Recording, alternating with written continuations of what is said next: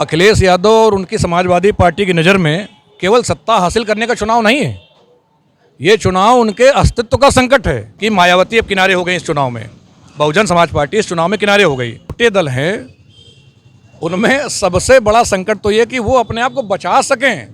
हाथी बैठ गए और महावत भाग गए।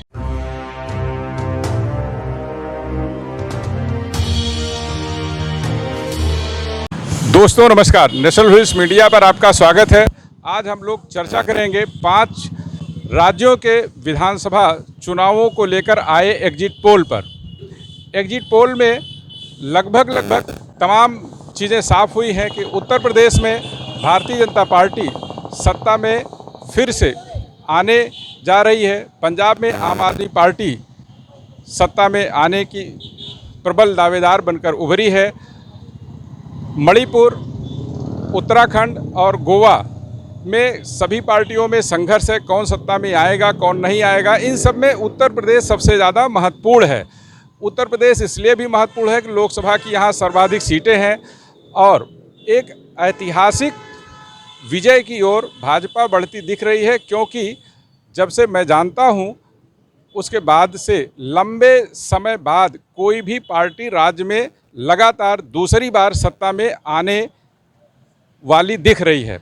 हमारे साथ हैं हेलो कैंपस के संपादक साथी ब्रिजेन जी और भारतीय जनता पार्टी के नेता, विश्व हिंदू परिषद के नेता पवन श्रीवास्तव जी। शुरू करते हैं ब्रिजेन भाई से। ब्रिजेन भाई, जो एग्जिट पोल आया इसमें अब लगभग बातें साफ हो गई हैं। उत्तर प्रदेश में भारतीय जनता पार्टी पुनः वापसी करती दिख रही है। आपके हिसाब से क्या वजह हो सकती है जो भाजपा वापस आ रही है?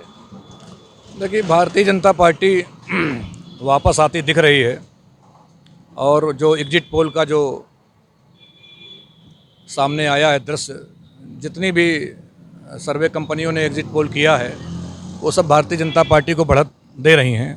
समाजवादी पार्टी भी बढ़त में है, लेकिन वो सरकार बनाती नहीं दिख रही है। 47 सीट जो जीते थे उत्तर प्रदेश में समाजवादी पार्टी के, वो अब 100 के ऊपर अलग अलग एग्जिट पोल पर कोई 100, कोई उससे नीचे, कोई 150 तक भी दिखा रहा है। भारतीय जनता पार्टी के लिए ये बड़ी शुभ समाचार हो सकता है कि वो दोबारा एक इतिहास बनाएगी अगर रिपीट कर गई सरकार।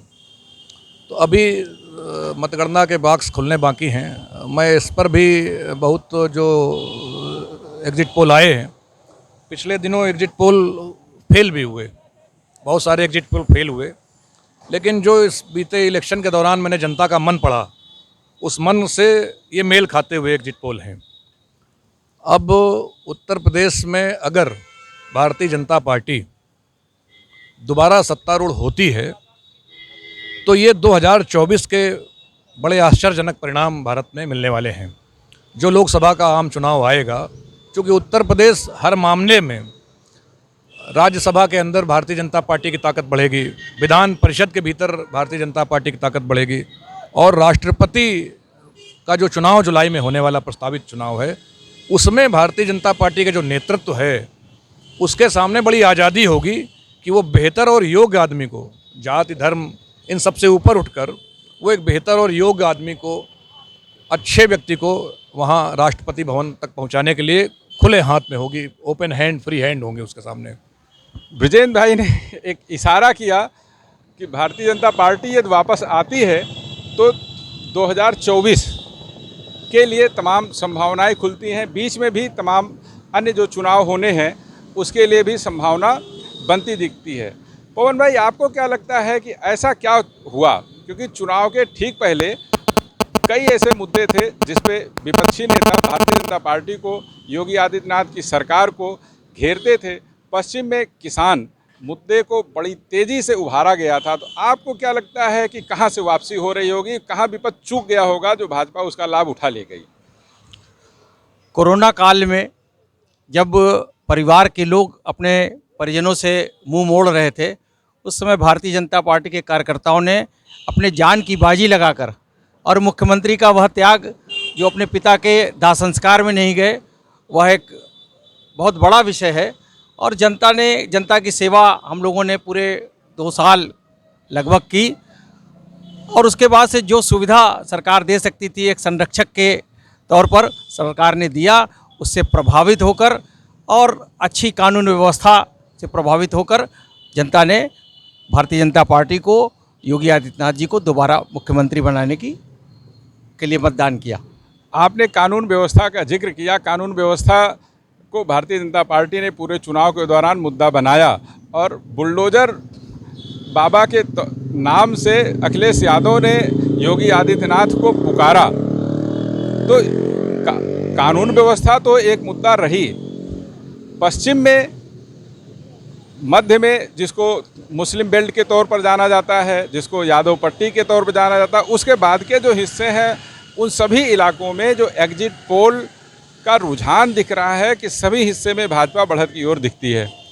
तो कहाँ जो पश्चिमी उत्तर प्रदेश था, जहाँ भाजपा सबसे कमज़ोर मानी जा रही थी 2022 के चुनाव में, तो ऐसा क्या हुआ जहाँ एक तरफ से वो 2017 जैसा रुझान परिणाम मिलता दिख रहा है? क्या लगता है आपको?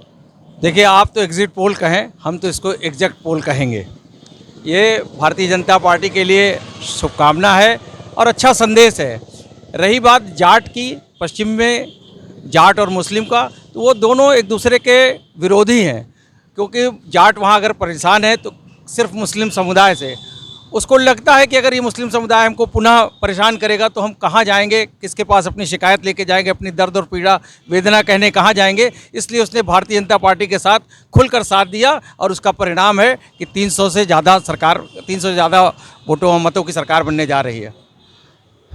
विजेंद्र भाई, जैसा सीटों के आने की संभावना दिख रही है, इसमें लग रहा है कि भाजपा सत्ता में आ रही है, लेकिन एक दूसरा जो दृश्य दिख रहा है कि समाजवादी पार्टी 2017 के चुनाव में सिर्फ 47 सीटों पर सिमट गई थी।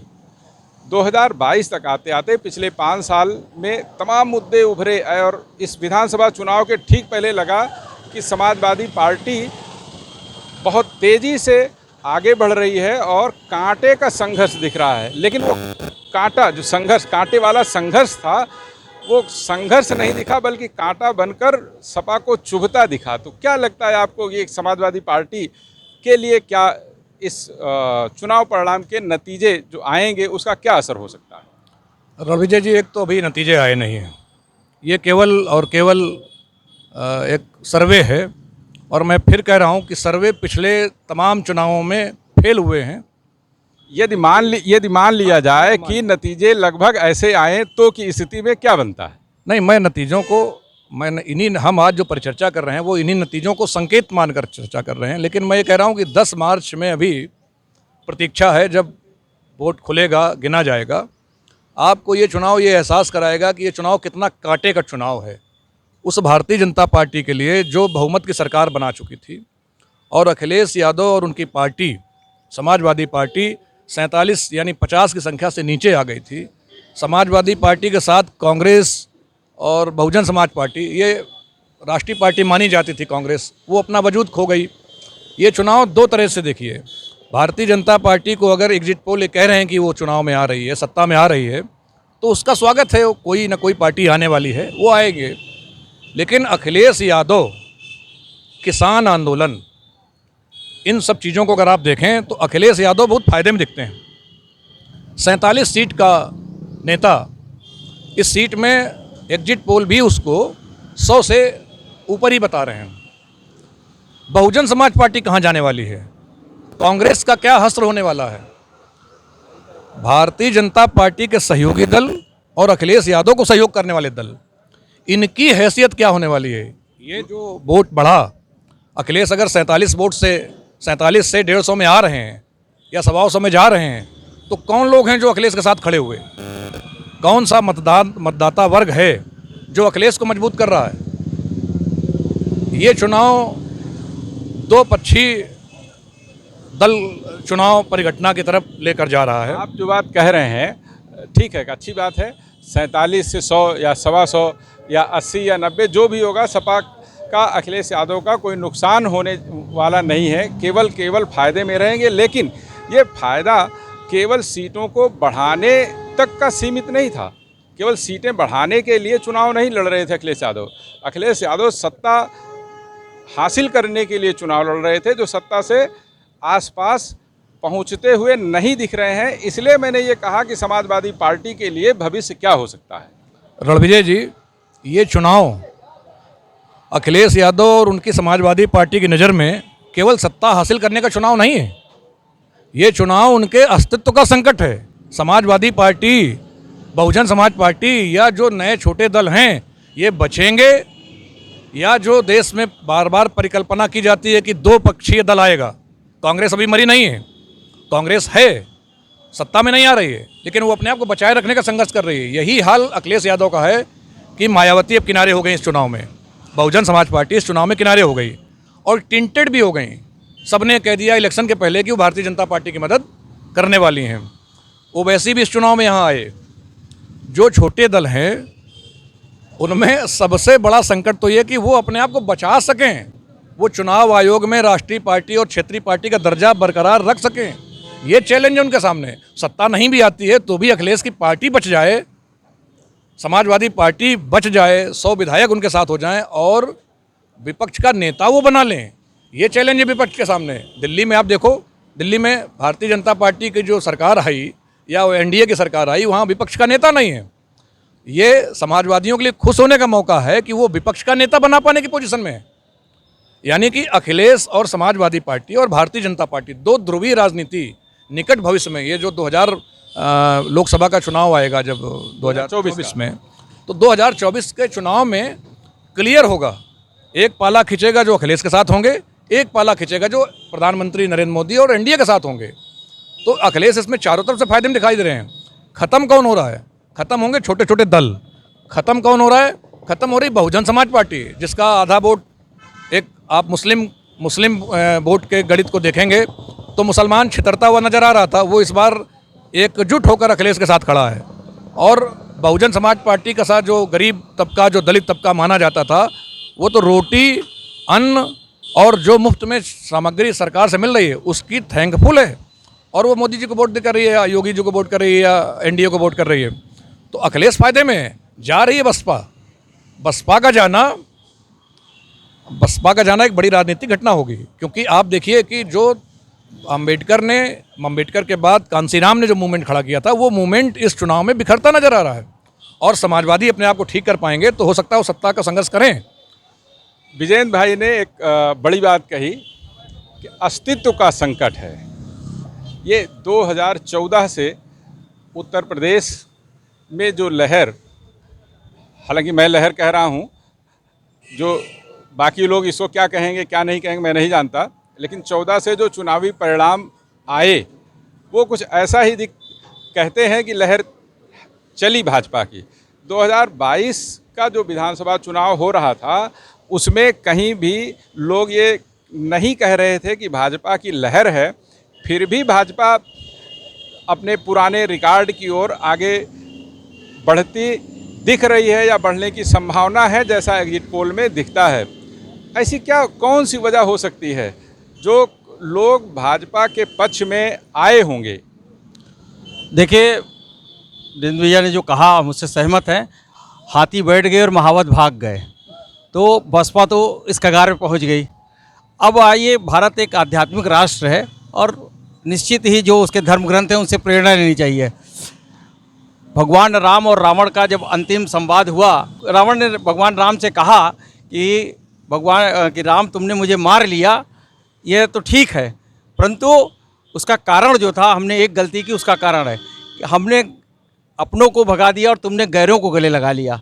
वही कारण हमको भारतीय जनता पार्टी और समाजवादी पार्टी की हार का दिखता है कि पापा को भगा दिया, चाचा को भगा दिया, मौसा को भगा दिया, भैयाऊ को भगा दिया, भाई को भगा दिया, पूरे खानदान को उसने भगा। अकेला राज करना चाहते थे, उसका वो दंड भोगेंगे। पवन जी, आपने कहा गैरों को गले लगा लिया। गैरों को गले लगाने में तो भारतीय जनता पार्टी भी कहीं पीछे नहीं थी। तमाम अपने लोग जो भाजपा के मूल कार्यकर्ता थे वो टिकट नहीं पाए, टिकट ना पाने से वंचित रह गए, नाराज रहे, ठीक। और तमाम कार्यकर्ता भी हैं जो 5 साल अपने को उत्पीड़ित मानते रहे। तो क्या भाजपा ने गैरों को गले नहीं लगाया? क्या भाजपा ने भी तो गैरों को लगाया? 2017 की जो परिस्थिति थी, कई चुनाव हम पूर्व में लड़ आए थे और हमारी अपने दम पे सरकार नहीं बन रही थी। उसकी गुणागणित होती है, सबकी अपनी अपनी रणनीति होती है। उस रणनीति के तहत लोग आए, गंगा में बाढ़ के समय जो लोग आए, सब नदी नाला सब गंगा हो गए और उसी के तहत चलता रहा। पर अब 5 साल उत्पीड़ित तो नहीं कहा जाएगा, पर ये ऊर्जा तो रही हम लोगों की। हम लोग विपक्ष में रहने को एकदम मानसिक रूप से हम सदैव तैयार रहते थे, पर सत्ता मिली, अच्छा उसका हम लोगों ने अनुभव किया, अच्छे से अपना जीवन यापन किया। और रही बात कि सबको टिकट मिल जाए, तो सबको टिकट नहीं मिल सकता। हमारे शीर्ष नेतृत्व ने जानबूझकर, समझकर और सब योजनाबद्ध उनको टिकट दिया और उसका परिणाम आप देख रहे हैं कि 325 330 सीट आने जा रही है। पवन भाई ने कहा गुणागणित, गुणागणित, क्या गुणागणित में विपक्षी दल फेल हो गए? पूरे विधानसभा चुनाव के दौरान जो ग्रामीण क्षेत्रों में भी जाने के दौरान, शहरी क्षेत्रों में भी जाने के दौरान मैंने देखा कि जो समाजवादी पार्टी के कट्टर समर्थक लोग हैं, उन्होंने इस चुनाव को इस रूप में देखा कि अभी नहीं तो कभी नहीं, और जो उनसे प्रभावित क्षेत्र हैं वहाँ बम्पर मतदान भी हुआ। इसे ये पता चलता है कि उनके लोगों ने मतदान किया। लेकिन फिर गुणागणित में क्या समाजवादी पार्टी फेल हो गई क्या? नहीं, गुणागणित नहीं। समाजवादी पार्टी या भारतीय जनता पार्टी, अमित शाह जी ने कहा था कि ये सवाल, ये जो चुनाव है, राजनीति केमिस्ट्री का खेल है, दिल मिलने का खेल है, सब कहते हैं यही। और भारतीय जनता पार्टी ने, विपक्ष ने अपने अपने अनुमान लगाए। उत्तर प्रदेश का चुनाव बिना जातियों के, बिना धर्म के जिक्र के कभी ना हुआ है, ना आगे होने की संभावनाएं दिखती हैं। अखिलेश यादव ने भी जातियों का कुनबा जोड़ा। समाजवादी पार्टी के पॉलिटिकल इतिहास में, जब से 1992 में मुलायम सिंह जी ने समाजवादी पार्टी बनाई, तब से समाजवादी तमाम सारी यात्राएं निकालते थे, लेकिन कभी भी उन्होंने जातीय यात्रा नहीं निकाली। भारतीय जनता पार्टी के साथ जब अखिलेश यादव ने देखा कि एक बड़े हिस्से में, बड़े तबके में दूसरी सबसे बड़ी जो जाति है, जो नारा लगा विपक्ष में कि गैर यादव, गैर यादव, गैर यादव पिछड़ा, उसकी जो सबसे बड़ी जाति थी पटेल, उसको अपने साथ लाने के लिए समाजवादी पार्टी ने पहली बार किसान नौजवान पटेल यात्रा निकाली, जिसका समाजवादियों ने विरोध किया कि समाजवादी पार्टी समाजवाद के नाम पर जो यात्रा निकल रही है उसमें पटेल क्यों लगा। लेकिन ये था कि भाई गैर यादव विपक्ष, जब ये एक परसेप्शन बन गया, उसको तोड़ने के लिए अखिलेश ने समाजवादी पार्टी की एक पूरी रथ यात्रा पूरे उत्तर प्रदेश में निकाली। पश्चिम में नहीं गए, इसी पूर्वांचल और सेंट्रल यूपी में इन्होंने किया और पटेलों को अपने साथ लाने की कोशिश की। ओम प्रकाश राजभर को लेकर उन्होंने राजभरों को अपने साथ लाने की कोशिश की। दूसरी और जातियां, केवट, मल्लाह, इन सबको लाने की कोशिश की। भारतीय जनता पार्टी ने भी सबको लाने की कोशिश की। भारतीय जनता पार्टी ने भी सहयोगी दल बनाए, अपने बनाए, बढ़ाए और उनको सीटें भी ज़्यादा दी। तो ये गुणा और गणित दोनों ने कर ली, केमिस्ट्री भी दोनों ने समझ ली। लेकिन इलेक्शन, जब मतदान का वक्त आता है, तो फिर आदमी देखता है कि हमको कानून व्यवस्था चाहिए, हमको रोज़गार चाहिए, हमको डेवलपमेंट चाहिए, हमको सड़क, पुल, मेट्रो भी चाहिए और अपना आरक्षण भी बचा हुआ चाहिए। इलाहाबाद में, पूरे प्रदेश में तमाम बेरोजगार नौजवानों पर लाठी भी सरकार में चली। एक तरफ नौजवानों का गुस्सा भी है, तो एक तरफ नौजवानों को कुछ मिला भी है। एक तरफ महिलाएं सशक्त हुई हैं, उनको रक्षाबंधन के दिन ही सही फ्री में यात्रा करने को मिला, उनके लिए पिंक टॉयलेट बनने शुरू हो गए। विजेंद्र भाई, आप सरकार की सफलताओं को गिना रहे हैं, आपने जातीय गणित है उसकी तरफ भी इशारा किया। इस चुनाव में एक और चीज़ देखने को मिली, जो सामान्य तौर पर 2017 विधानसभा चुनावों तक मुस्लिम समुदाय जो था वो सपा बसपा में अक्सर उत्तर प्रदेश में बंटता रहता था। 2022 के विधानसभा चुनाव में मुस्लिम समुदाय का अधिकतम जो समर्थन था वो समाजवादी पार्टी के साथ जुड़ा। यदि सपा सत्ता से बाहर हो जाती है तो ऐसे में अब फिर मुस्लिम समुदाय के लिए आगे की राजनीति में क्या बचता दिखता है? नहीं, पहली बात तो आप ये फिर समझिए कि मुसलमान कोई अकेले अखिलेश के साथ नहीं है, मेजॉरिटी में हो सकता है। अब तमाम हमारे साथी कहते हैं और तमाम मैंने जानने वालों को जानता हूं कि मुसलमान महिलाओं ने भारतीय जनता पार्टी को वोट कर दिया।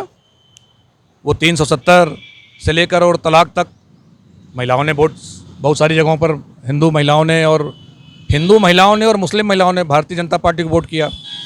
अखिलेश यादव के साथ पुरुष भी खड़े हुए, मुसलमान भी खड़े हुए। ये बात बिल्कुल ठीक है, क्योंकि बसपा विदा हो रही है। तो बसपा की जो विदाई मतदाताओं ने समझी, तो मुसलमान ज़्यादातर इनके साथ आए और भारतीय जनता पार्टी उनको अछूत मानती है या स्वाभाविक मित्र नहीं मानती। उनको फिर से सीट नहीं दिया, फिर से टिकट नहीं दिया। या ऐसा तो नहीं है कि आप कह रहे हैं भाजपा उनको स्वाभाविक मित्र नहीं मानती, अछूत मानती है? ऐसा वो पक्ष भी तो भाजपा को मान सकता है। दोनों बातें वाइस वर्सा है। मतलब ऐसा नहीं कि केवल भारतीय जनता पार्टी मानती। भारतीय जनता पार्टी और मुस्लिमों के बीच में एक अदावत है, वो अभी मोहब्बत में बदल नहीं पाई है। अखिलेश यादव और उनके पिताजी को लोगों ने मौलाना भी कहा, तो कोई अखिलेश यादव ने इस बार मंदिर में मत्था टेका। इस बार की जो राजनीति आई ना, उसने सबको सब कुछ करते हुए देखा। मंदिर भी गए, मस्जिद भी गए, गिरजाघर गए, राहुल गांधी की जाति भी ढूंढ लाए। ये सब चीज़ें अलग हैं। असली जो चुनाव आया, वो चुनाव आया कि भाई भारतीय जनता पार्टी अपने पीक पर पहुंची। जो सबसे ऊंचे है वही खोता है कुछ। तो जो थोड़ी बहुत सीटें भारतीय जनता पार्टी की कम दिख रही हैं, वो जानी स्वाभाविक थी। वो सत्ता के कारण भी हो सकता है, मन बदलने के कारण भी हो सकता है। लेकिन आप फिर इस घटना को देखो कि मुस्लिम अखिलेश यादव के साथ खड़ा हो गया। केवल मुस्लिम नहीं खड़ा हुआ, मुस्लिमों के अलावा और भी जातियां कुछ आई हैं ना। 47 से 100-150 तक कैसे पहुंच रहे हैं? क्या उत्तर प्रदेश में 150 सीटें केवल मुसलमान डिसाइड करता है? एक बात ये बताएं कि ठीक है, मुस्लिम के साथ दूसरे जो जातियां हैं, हिंदुओं की जो विभिन्न जातियों में बटा हुआ हिंदू समुदाय है, उसके भी तमाम जातियां अखिलेश यादव के साथ, समाजवादी पार्टी के साथ शामिल हुई। ठीक है, बहुजन समाज पार्टी जो 2017 में 19 सीटों पर सिमट गई थी, इस बार लग रहा है कि और कम सीटें आएंगी। तो जो बसपा का वोटर था, जो बसपा अपने कैडर वोटर के लिए जानी जाती थी, वो वोटर बसपा का आखिर गया कहाँ? क्या सपा के साथ गया इसलिए सपा की सीट बढ़ गई, या भाजपा के साथ वो चला आया इसलिए भाजपा की सीट बढ़ती जा रही है? और भाजपा किसी राजनीतिक पार्टी के संभाले रोकने से रुकती संभलती नहीं दिख रही है। देखिए, जो सरकार की योजनाएं आई वो गरीबों को ध्यान करके आई। अब जिनको मुफ्त राशन मिल रहा है, जिनको मुफ्त में घर मिला, जिनको मुफ्त में शौचालय मिले और जिनको वजीफ़ा मिला, यानी जो सरकार के पैसे से पले पुसे, वो स्वाभाविक तौर पर ये कंटिन्यूटी में चाहेंगे कि हमको अगर मुफ्त में राशन मिल रहा है तो हमको मिलता रहे। उनको लगा कि अगर योगी आ जाएंगे, दिल्ली में मोदी की सरकार है, डबल इंजन का जो नारा इन्होंने लगाया, तो वो जो गरीब तबका था जिसको मायावती अपना कहती थी, वो तो भाजपा के साथ शिफ्ट हुआ। पिछले चुनाव में शिफ्ट हुआ, इस चुनाव में भी शिफ्ट हुआ। लेकिन बहुत वोट था ना, वो कई परसेंट उसका एक, जब आप गणित निकालोगे तो 20-22% तक जाता था। बहुजन समाज पार्टी 20% वोट पाई है, कई बार 30% वोट पाई है। तो वो जो खिसका है वो भारतीय जनता पार्टी के साथ भी गया, लेकिन उसका एक बड़ा हिस्सा अखिलेश यादव ने भी अपने साथ किया है। अगर ये नहीं कर पाते तो ये 147 नहीं हो सकते थे। आप मुसलमानों की या मुस्लिम आबादी की जो वोटिंग कैपेसिटी है उसको बहुत एक्सप्लोर करने की बात नहीं है। 147 सीट केवल मुसलमानों के दम पर नहीं आ सकती। समाजवादी पार्टी के साथ पिछड़ी जाति के तमाम लोग गए हैं, और यही भारतीय जनता पार्टी के लिए नई चुनौती है कि वो सरकार बना ले, उसके बाद भी जो जिस ऊंचाई पर वो पहुंची थी उस ऊंचाई को दोबारा हासिल करना भाजपा को सत्ता में आने के बाद भी एक चुनौती का सामना करना करेगा कि वो जो इतिहास बना चुके हैं उससे और ऊपर उठे। उसके लिए फिर से उसको एक बार अपनी ड्राइव को चलाना पड़ेगा। इस बार विधानसभा चुनाव में जो हिंदुओं में पिछड़ा समुदाय कहा जाता है, जिसको ओबीसी के तौर पर चिन्हित किया जाता है, उसका भी एक अहम रोल था। वह चुनाव में कहाँ था? किस पक्ष में गया? वो कहाँ था? अब आप 10 तारीख तक इंतजार करिए। 10 तारीख के बाद, चूँकि ये जो सर्वे है वो ये नहीं बता रहा कि भारतीय जनता पार्टी ने अपने सहयोगियों को जो 33 सीटें दी उनमें से वो कितनी जीत रहे हैं। अखिलेश यादव ने, समाजवादी पार्टी ने ओम प्रकाश राजभर और जयंत चौधरी साहब को जो सीटें दी उनमें से वो कितनी जीत करा रहे हैं। देखिए, ये उत्तर प्रदेश का ये चुनाव, ये विधानसभा का चुनाव दो ध्रुवीय व्यवस्था की तरफ बढ़ रहा है। जिन पटेलों को अखिलेश के साथ जाना था वो अखिलेश के साथ चले गए, जिन पटेलों को मोदी के साथ जाना था वो मोदी के साथ चले गए। ये जो बीच के एजेंट नुमा लोग थे, इनकी स्थितियां इस चुनाव में क्लियर कट होने वाली हैं। एजेंट नुमा यानी जो छोटी पार्टियां हैं, जैसे अपना दल, निषाद पार्टी, जयंत की पार्टी या अन्य कुछ पार्टियां जो अखिलेश यादव के गठबंधन में शामिल हुई, क्या उनकी ओर आप इशारा कर रहे हैं कि वो वोटों की एजेंट हैं? जाहिर सी बात है, अखिलेश यादव के साथ जब जयंत चौधरी खड़े हुए तो अमित शाह ने कहा कि जयंत अपने आदमी हैं। जयंत को कहना पड़ा मैं कोई चवन्नी नहीं हूँ। अपना दल की वो जो भारतीय जनता पार्टी की दूसरी सहयोगी है, माँ बेटी, समधी साड़ू, चाचा फूफा, ये झगड़े सड़क पर हैं। पॉलिटिक्स की बात नहीं हो रही है, विरासत की बात हो रही है। मैं असली मालकिन हूँ, ये दौलत मेरे बाप इकट्ठा कर गए थे, ये दौलत मेरे फूफा ने दी थी, मैं इसकी मालकिन हूँ, मेरा पति इसका मालिक नहीं है, मेरी सास इसकी मालकिन है। ये जो झगड़ा है, कौन सा मतदाता देखना चाहता है? तो नरेंद्र मोदी को, योगी आदित्यनाथ को, केशव प्रसाद मौर्य को या भारतीय जनता पार्टी के समग्र नेतृत्व को जो लोग पसंद करते हैं, वो सीधे उनके साथ क्यों नहीं जुड़ेंगे? वो बिचौलियों से क्यों नहीं भागेंगे? ओम प्रकाश राजभर की भाषा सुनिए। ओम प्रकाश राजभर के साथ जाने वाले लोग अनिल राजभर के साथ जाएं या राम सकल राजभर के साथ जाएं, किसके साथ जाएं? वो मोदी के साथ खड़े हो जाते हैं, या फिर वो योगी के साथ खड़े हो जाते हैं, या फिर वो अखिलेश यादव के साथ खड़े होंगे। तो ये जो बीच की पेटी कॉन्ट्रैक्टरशिप थी ना, ये जो पेटी की दुकानें थीं, इन दुकानों में 33 सीटें भारतीय जनता पार्टी की, और अखिलेश ने जो सीटें दी हैं, मुझे गिनती नहीं याद है, जयंत को और इनको मिलाकर जो सीटें दी हैं। उत्तर प्रदेश का ये चुनाव, ये फिर ये तय करेगा 10 तारीख को, 10 मार्च को आप देखेंगे कि ये पेटी के एजेंट किस किनारे लग जाते हैं, और लड़ाई होगी भारतीय जनता पार्टी और अखिलेश यादव में। पवन भाई, एक अंतिम सवाल है। जैसा आप तो हर हर बम बम करेंगे ही, क्योंकि लग रहा है कि आपकी सरकार आने वाली है, फूल माला आप लोग खरीद रहे होंगे, लड्डू बनवा रहे होंगे।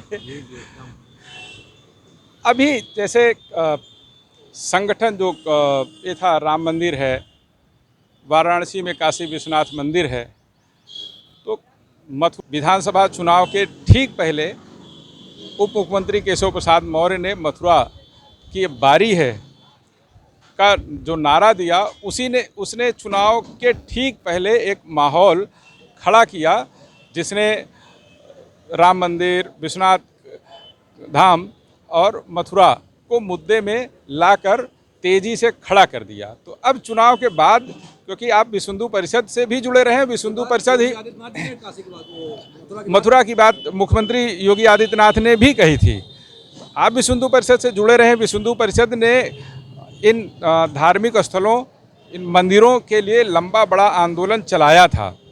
तो अब सरकार पुनः आने जा रही है, तो मथुरा की क्या स्थिति हो सकती? क्या संगठन में ऐसी कोई चर्चा, संगठन की तरफ से कोई पहल होने जा रही है क्या?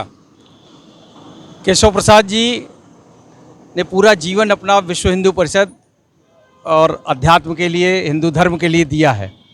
यह बात हम लोगों के संरक्षक गुरु आदरणीय अशोक सिंघल जी जब हम लोगों के साथ बैठते थे, उनके साथ हम लोग उनके सानिध्य में जब वार्ता करते थे, तो वो कहते थे कि अयोध्या भगवान राम का मंदिर, काशी कॉरिडोर और कृष्ण जी का प्राकट स्थल पर जो कब्जा हुआ उसको, तो मेरा कहना है कि अयोध्या और काशी के मंदिर की तैयारी है, अब की मथुरा की बारी है। यह संगठन में खूब प्रश्न चल रहा है, गंभीर चिंतन हो रहा है, और निश्चित ही इसके बाद भगवान कृष्ण जी के मंदिर का उद्धार होगा और जीर्णोद्धार होगा, और हम हिंदुत्व फिर से चमकेगा। 2024 में हैट्रिक होगी।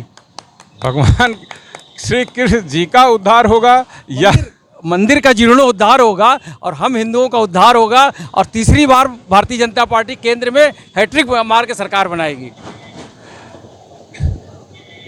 विजेंद्र भाई, आपने और पवन जी, आपने तमाम उन बिंदुओं को भी उठाने की कोशिश की, उन पहलुओं पर अपनी बात साफ तौर पर रखी कि विधानसभा चुनाव के बाद उत्तर प्रदेश का जो राजनीतिक परिदृश्य है वो किस ओर जाने वाला है।